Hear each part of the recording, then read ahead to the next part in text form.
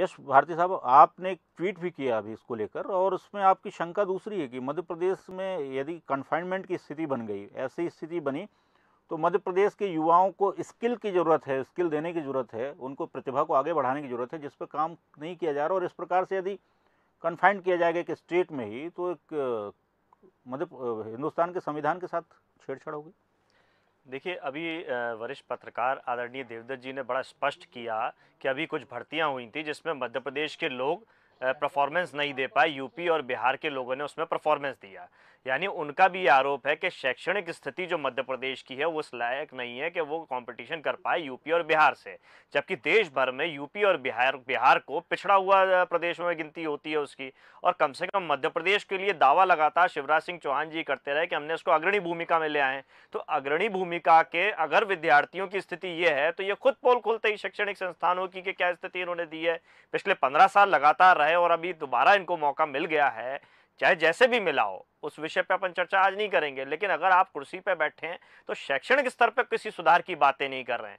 जो पहले आपके ही नेता रघुनंदन शर्मा जी ने आप पे आरोप लगाया था कि आप घोषणावीर हैं, केवल आप घोषणाएं करते रहते हैं, तो फिर से आपने घोषणाएं करना शुरू कर दी। आप एक विधान एक संविधान की बात करते थे, धारा 370 पे आपने तमाम बातें की रही कि कश्मीर से लेकर कन्याकुमारी तक भारत एक करने की बात करें। फिर मध्य प्रदेश जो अपने आप में एक मिनी इंडिया है, 2018 में शिवराज सिंह चौहान जी ने स्वयं ट्वीट किया था, तो वो मिनी इंडिया का क्यों फिर खंडन करने लगे, क्यों इस मिनी इंडिया को बाकी इंडिया से बंटवारा करने लगे। जो मध्य प्रदेश के लोग जो आपके पत्रकारिता जगत से ही आज नोएडा के उत्तर प्रदेश में बैठ करके बहुत अच्छे से संचालित करते हैं और पत्रकारिता आगे बढ़ाते हैं, क्या उनके ऊपर प्रतिबंध नहीं लगेगा कि आप उत्तर प्रदेश में नहीं आइए, मध्य प्रदेश में ही अपना स्टूडियो बनाइए, वहीं से सारा संचालन कीजिए, सारी पत्रकारिता कीजिए? क्या उत्तर प्रदेश के लोग इसके विरोध में खड़े नहीं होंगे? जिस तरीके से महाराष्ट्र में उत्तर भारतीयों के साथ लोग खड़े हो गए थे और वहां राजनीति चलने लगी थी, तो ये राजनीति इस रूप में अगर बढ़ाने का काम करेंगे तो इसके बड़े गंभीर परिणाम आएंगे। जो मध्य प्रदेश के हमारे लोगों को बेंगलोर में आईटी सेक्टर में या अन्य क्षेत्रों में काम करने का मौका मिल रहा है देश में, दुनिया में, ये संदेश गलत जाएगा। और इसका इस तरीके से रूप में राजनीति नहीं होनी चाहिए। पूरे देश के साथ जुड़ के रहना चाहिए। हमें अपने शैक्षणिक और अपने स्किल डेवलपमेंट की, जैसे आपने बात करी, गुणवत्ता पे ध्यान देना चाहिए। हम गुणी होंगे तो हर जगह हमारी स्वीकार्यता होगी। और पूरा भारत एक है। जब भारत एकता की बात करते हैं, एक विधान एक निशान की बात करते हैं, तो एक होने दें, इसको तोड़ने का बांटने का काम नहीं करें। ये मेरे से निजी भी संबंध रखता है ये निर्णय। तो मैं शिवराज जी से ये पूछना चाहता हूं, उनके निजी जीवन में आपने स्वयं ने शादी करी तो मध्य प्रदेश के बाहरी व्यक्ति के साथ में शादी करी, आपने अपने बच्चे को शिक्षा दी तो महाराष्ट्र के पुणे में जाकर के शिक्षा दी, आपने महाराष्ट्र के मध्य प्रदेश में तो किसी तरीके का कोई काम किया नहीं, आपने सारी चीजें बाहर से करी। तो जब बाहर आपको भी जाना पड़ता है सारी चीजों के लिए, तो बाहरी लोगों को क्यों प्रतिबंध लगाने की आप सोच रहे हैं और क्यों इस तरीके का वातावरण बनाने की कोशिश कर रहे हैं कि सब बाहरी हैं? तो ये बाहरी और स्थानीय की एक जो लड़ाई आपने छेड़ने का कोशिश करी है, पहले भी छिड़ चुकी है, 2018 में भी बात हुई थी इस चीज को लेकर के। सबसे बड़ी बात है, आप जब स्थानीय लोग की बात कर रहे हैं, तो जैसे आईएएस और आईपीएस की जो नौकरी होती है, तो ये तो एक भी स्थानीय नहीं होता, तो क्या आप सबको बाहर भगा देंगे? तो आपका एडमिनिस्ट्रेशन कौन संभालेगा? तो ये जो विरोधाभास फैलने वाला है आपके इन सब निर्णयों से, हालांकि आप इसमें इंप्लीमेंट कर नहीं पाएंगे, घोषणावीर तक ये सारी बातें रह जाएंगी। जैसे आप बात करते थे, भारतीय जनता पार्टी के पूर्व राष्ट्रीय अध्यक्ष हैं नितिन गडकरी जी, उन्होंने बड़ा स्पष्ट कह चुके हैं इस बात को अगस्त 2018 में कि देश में नौकरियां ही नहीं है, हम आरक्षण कहां से देंगे।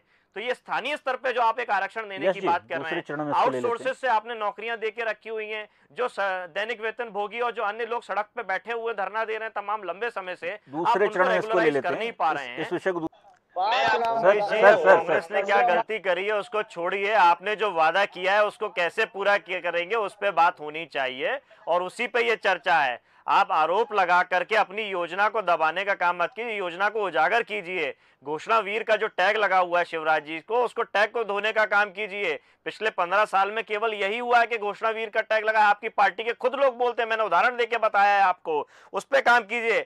आप भारतीय जनता पार्टी के लोगों की बात कर रहे हैं कि हम यहाँ के लोगों को रोजगार देंगे, जबकि भारतीय जनता पार्टी के पितृ पुरुष चाहे अटल जी हो, कुशाभाऊ ठाकरे जी हो, वर्तमान से लेके प्रभात झा जी जो ग्वालियर चंबल संभाग की 16 सीटों की जिम्मेदारी दी गई है उनको, ये सब बाहरी लोग हैं। इनको भी बाहर कर दीजिए, फिर नए राजनीति में युवाओं को मौका दीजिए। और आपकी भाषा से, और जितनी मुझे जानकारी है, आप भी उत्तर प्रदेश के निवासी हैं, कहीं ना कहीं मूल आपका भी उत्तर प्रदेश से है, तो और मध्य प्रदेश के युवाओं को मौका दीजिए भारतीय जनता पार्टी में, और सारे बाहरी लोगों को खत्म कर दीजिए, उनको पीछे लीजिए और आगे युवाओं को लाइए। और दूसरी बात यह है कि अगर इस बहस में हम आएंगे, उमेश जी, इस बहस में हम आएंगे तो हम मध्य प्रदेश के पुराने इतिहास को देखना पड़ेगा कि यहाँ का बहुत बड़ा क्षेत्र जो है, मूल निवासी जो है वो आदिवासी थे, तो हमें आदिवासियों को हक अधिकार देना चाहिए सबसे पहले। फिर ये बहस करेंगे कि यहाँ मध्य प्रदेश का मूल निवासी कौन था। तो सबसे पहले ऐतिहासिक तौर पे जो मूल निवासी यहाँ के आदिवासी हैं उनको हक अधिकार दीजिए, उसके बाद दूसरों की बात कीजिए। और इस बात की तो लड़ाई बहुत पहले से चल रही है। प्रभात झा जी ने ज्योतिराज सिंधिया जी पे आरोप लगाया था कि उन्होंने आदिवासियों की जमीन हड़पी हुई है, तो आज वो आरोप कहां चले गए। दूसरी बात मुझे ये बताइए कि आप जो भी बातें कर रहे हैं, सिंधिया जी की भी मैं बात कर लूं, उनकी जन्मभूमि भी मध्य प्रदेश नहीं है, महाराष्ट्र उनकी जन्मभूमि है। तो ये बहस को आप बढ़ावा ना देते हुए समायोजित कीजिए पूरे भारत को। जो मिनी इंडिया कहते थे 2018 में शिवराज जी, जब कांग्रेस पार्टी ने घोषणा की थी कि हम 70% मध्य प्रदेश के लोगों को यहाँ पे रोजगार में देंगे, निजी क्षेत्र में भी रोजगार में देंगे, तो आपने विरोध किया था। और 2018 में शिवराज जी ने ट्वीट किया था कि ये मिनी इंडिया है। तो इस मिनी इंडिया को बांटने का काम मत कीजिए, और योजनाओं को सही तरीके से इंप्लीमेंट करके और सही तरीके से लोगों के बीच में लाया कीजिए। घोषणा के टैग को दूर करने का काम कीजिए। आप अच्छा काम करेंगे, सारी पार्टियां आपका स्वागत करेंगी। मध्य प्रदेश का मान सम्मान देश में, दुनिया में बढ़ता है, तो सबको गौरव हासिल होगा इसका।